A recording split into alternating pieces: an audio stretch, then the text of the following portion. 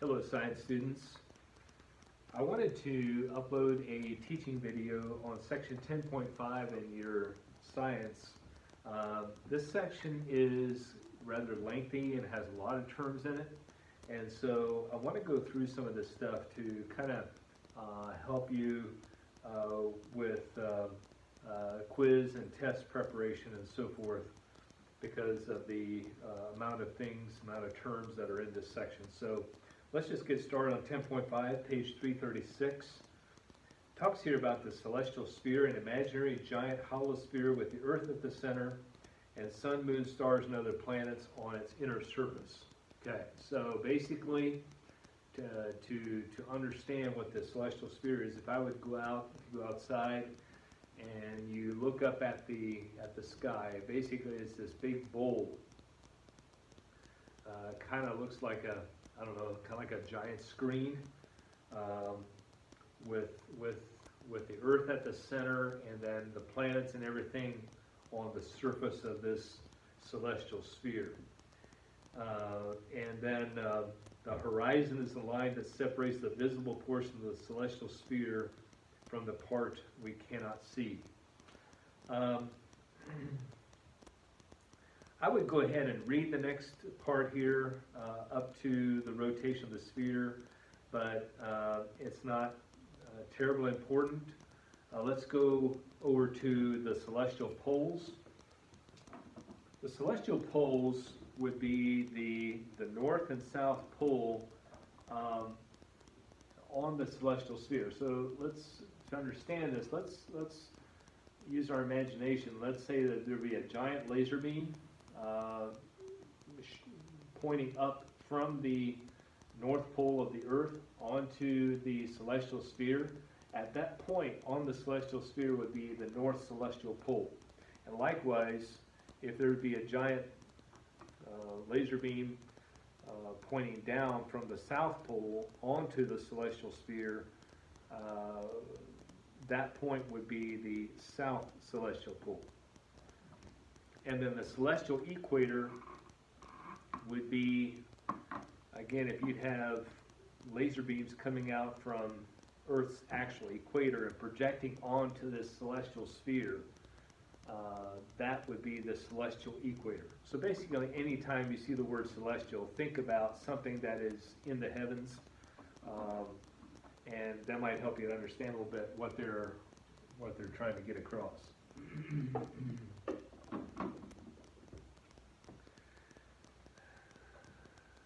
And the next paragraph there again is, read through it, but it is not really important. But the word circumpolar there. Circumpolar refers to stars that circle the poles. And so this would be referring to the stars that they appear to move as they, because of the Earth's rotation, they appear to move, but they don't actually move. Stars don't actually move, but they appear to move. And because of the Earth's round shape and the celestial sphere, then it appears like there's stars that are going like this. When the Earth is that we're actually moving in a rotation, but it's the stars that appear to be moving around this north celestial pole or south celestial pole. And so that's what the word circumpolar means. Next column there on page 338 is the zodiac. The zodiac is the imaginary band extending for about 8 degrees on either side of the ecliptic. Let's back up just a little bit. What is the ecliptic? The ecliptic is it says because Earth's axis is tilted relative to its orbit. Okay, so as the Earth is going around the sun, then it is this would be it is tilted 23.5 degrees, but it is going around the sun like this. And so the path that the sun follows around the celestial sphere is called the ecliptic. And so that would be kind of like the path that the sun appears to follow in the sky would be the ecliptic. Um, the sun crosses the celestial equator twice a year, once in March and once in September, and we'll talk about that some more, I believe, in the next chapter. The zodiac then is an imaginary band extending for about 8 degrees on either side of the ecliptic, in which the sun, moon, and planets appear. So if you've ever seen any of the planets, for example, Venus, you probably have seen Venus at some point. It's the morning and known as the morning or evening stars, if you learned. Then the planets are generally in the same, roughly the same position in the sky. They're not down by the horizon, and they're not up here. They're kind of in the same. They kind of appear in the same position in the sky, and that is the zodiac. The next section here talks about constellations, and you really have to use your imagination sometimes to understand where these terms come from. I would imagine that ancient peoples, since they did not have the sources of entertainment that we do, for their entertainment, they looked up at the sky and they called things as they thought they appeared to them. And so with some of these, you really have to use your imagination. And I made a list up here. We're going to cover this in just a minute. The constellations and related stars that you'll need to know, because there are so many listed, and so I've just made a list of the ones that you need to know. One other term here before we get going on the constellations is asterism. An asterism is a small group of stars that used to form a picture or represent an object. And so an asterism would kind of like be a part of a constellation. And one of the best examples would be the Big Dipper. The Big Dipper is actually an asterism within the greater constellation Ursa Major. And you can see that they do a pretty good job of giving a picture reference of the various constellations in the next several pages. So let's get started here. 339, second column, Ursa Major. Ursa Major means Big Bear, and also put down the page where that constellation, the actual picture of that constellation appears. And so if you go to page 340, you will see a picture of Ursa Major, or the outline of Ursa Major. Ursa Minor then is a little bear, and one of the main stars in Ursa Minor is Polaris. That's our North Star.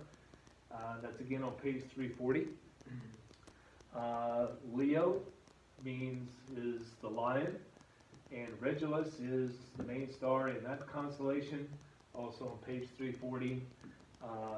Boötes is the herdsman, and a main star in Boötes is Arcturus. And Virgo is the woman, and appears also on page 340, and one of the main stars there is Spica, very bright star. Lyra is the harp, pictured on page 341. And let's go up here. Cygnus is the swan on page 341. And then it also mentions the summer triangle. This is an asterism, and there are three main stars in this asterism: Deneb, Vega, and Altair. And Cassiopeia is on page 342, and Cassiopeia looks like a W or an M, depending on how you look at it.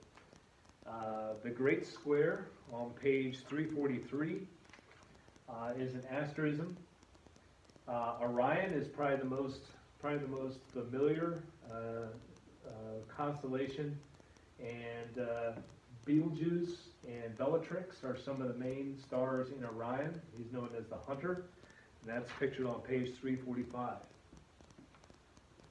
Up here, Canis Major. Canis would be dog, referring to dog, so big dog, Canis Major. And the main star in Canis Major is Sirius. That is the brightest star in the heavens, pictured on 345. Gemini would mean the twins. And the main star in Gemini is Castor, pictured on 345. And then Taurus, the bull. And the main star in Taurus is Aldebaran. And so basically, okay, you're asking, well, what do I need to know about this? Well, on some of these constellations, like on Activity 10C, you'll be asked to identify the shape. So on page 43, Activity 10C, the first page there, you go through and you match the shape up with the constellation, write down the name of the constellation. On the next page of Activity 10C, the sketching is up to you. I don't grade the sketching. But what you do is you find a group of stars that kind of matches what you're trying to match what you're seeing in the book or in Activity 10C, trying to match that up with something that you see here on these several pages. And what I'm going to be grading would be the number that you put in the little circle that matches the name up with the constellation. And so the sketching is kind of up to you. It takes a little bit of time. Don't rush through it. I think it can be. It's very doable, but don't rush through it because it does take just a little bit of time to figure out what shape it is and label it accordingly. There will be a few constellations on your test. And so I will just tell you that the constellation, all the constellations that are on your test that you'll be required to identify the shape. Or they'll give you the picture of the constellation, and then you identify it. All of those constellations will be from Activity 10C, with one exception. And so Activity 10C is a great way to study for that part of the test.